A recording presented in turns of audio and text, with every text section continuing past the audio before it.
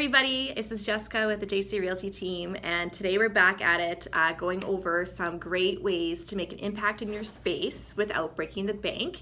And I have a special guest today. Her name is Amanda Lee, and aka the Regina Clutter Coach. We're very excited to have you on. This type of impact that we're talking about today is not only an aesthetically type of impact, but it's also a lifestyle one. And it's probably one of the ones that I think we have in this series that is probably the least amount of money that you have to spend to make it make an impact. But it's something that you're going to have to do over and over and maintain. Yeah, it might be the hardest. Yes. But the cheapest. Right. You know. Yes. Depending where you're at with your house. Yeah, totally. So you as a Regina Clutter Coach, you come into people's houses and empower them and help them, teach them some lessons to get them on track. Yeah. But you also just can go into a space and help them get to where they need to be. Yeah, I can go in and just do it for them, or I can work along with them. It kind of depends on where they're at and how much stuff they have. Right. Yeah.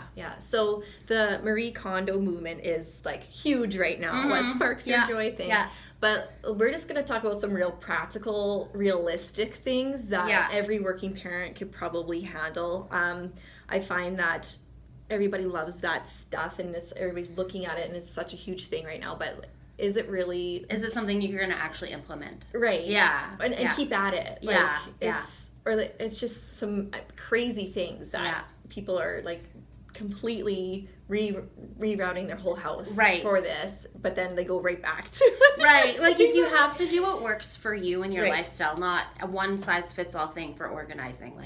Everyone has to do what's going to work for them.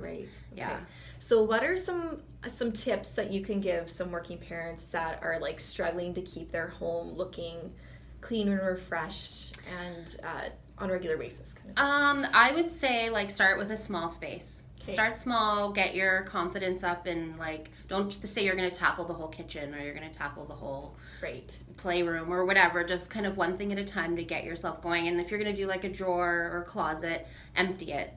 Empty it out first, and then go through the things one by one and decide what you're going to keep, decide what's going to get thrown away, and what you are going to donate. And then if there are things there that don't belong there, then you make a separate pile for that, and then you go through that at the end because you don't want to get derailed. That's awesome. Yeah. Oh my God. I don't know. I'm a working mom. I have 2 kids. I feel like it's not only just an aesthetic thing for me. I feel with my house it gets to that level. Me too.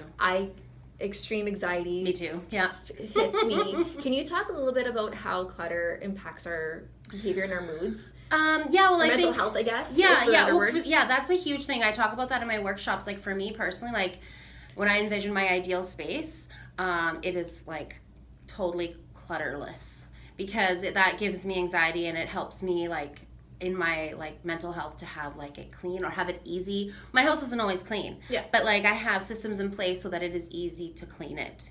One of the biggest things for that, I would say, is to have a home for everything. Everything has to have a home. No, not just sitting on your counter. Exactly, because I find that people become blind to that clutter. And a coffee table or something that always has papers or random stuff on it, you don't realize how much that's impacting you, even though you're not looking at it necessarily and thinking, oh my gosh, I have to deal with this.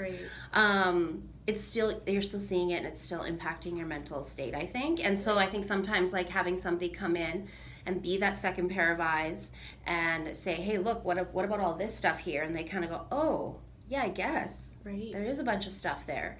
And then once we clear it off, they're just kind of oh, that's amazing. And now they have a home for everything. I think that's a huge thing that has impacted some people, is thinking I have to have a home for everything. Paper clips. Everything has to have a home, down to the littlest things. And if you are not willing to make a home for it and carve out the space and carve out that time to do it, then you shouldn't keep it. Wow. Yeah. That's great. It's kind of harsh to some people. They have a hard time, but that's... No, I get it. I feel if my workspace, say my desk is cluttered, I can't think clearly. My focus is over there. It's distracting me, even though I don't even realize it sometimes. Totally. And I just my heart goes. I feel even if I feel overwhelmed in my life, I go and clean. You can control that one thing. Is that why I do that? I think so. I don't know, but I think so. I'm like, if I'm losing my mind, I'll just go and clean my house, or I go tackle something, and then I feel better. Yes, totally. Yeah, of course. Yeah, absolutely. I'm the same way. Like, I tell people to envision their ideal space, and I tell them, my ideal space is a place where I'm not thinking in the back of my head, oh, I should be doing this, I should be doing this, while I'm trying to spend time with my kids or my husband or something, right? I just want to be able to focus on them and not be thinking about the things I should be doing. That's so much mom guilt there. Yeah, oh, absolutely. I mean, and I'm home with my kids. Like, I homeschool, so it is constant. There's no break there. No, there isn't. Yeah, I totally get that. So, and then how can people, I'm just going to ask you one more question. I know this is probably running longer than we want, but we have a lot of senior clients that are going through a massive downsize. Yep. And like tackling that is so incredibly overwhelming. Is there a tip or two that you can give families that are dealing with something like that? I would say if you can, don't have your children help you. Okay. Because I think that can be really hard emotionally. Okay. And I think sometimes a lot of people have a hard time hearing their kids say, I don't want this. And so I think to be able to kind of do it yourself, or have a friend or like an outside perspective that isn't emotionally involved at all, is probably best, because you want to maintain those relationships. Right. You don't want to be fighting with your kids or whatever. Because it is like, I've helped family members before, and it has not gone well. Right. Because like you don't have that emotional attachment to something that you've kept for 20 years. Yeah.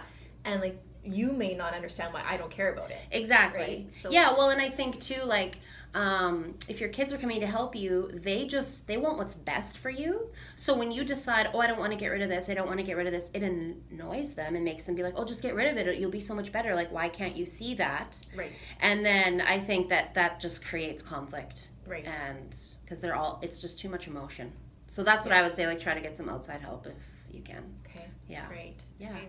How can people get a hold of you if they are looking to improve their declutter skills, or if they have a big job that they could really use your help with? My email is reginacluttercoach at gmail.com. Okay. And then on my Facebook page is just Regina Clutter Coach. We'll put that on the video. Yeah, that's super easy to get a hold of me on there. Awesome. Yeah. Well, thank you so much for coming in. This was awesome. I know a lot of people struggle with this on a daily basis. It's so true. I think you guys should probably give her a follow. She probably has tips all the time. Yeah. And I think everybody struggles with this. Everybody does. At my workshops, I we talk about it, and it's kind of, everyone kind of feels, oh, I'm not alone in this struggle, and it's good.